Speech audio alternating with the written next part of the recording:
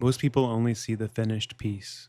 They never see the hours, the precision, the mistakes that taught us, or the thousands of decisions hidden in every inch.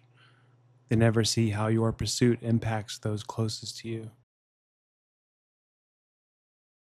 Craftsmanship isn't talent, it's discipline, showing up every day, doing the work long after no one is watching.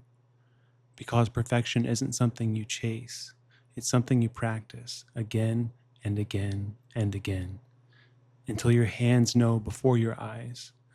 This is more than a rug, it's patience woven into every fiber, a lifetime of learning made visible. Some things are manufactured. This is crafted. This is authenticity home.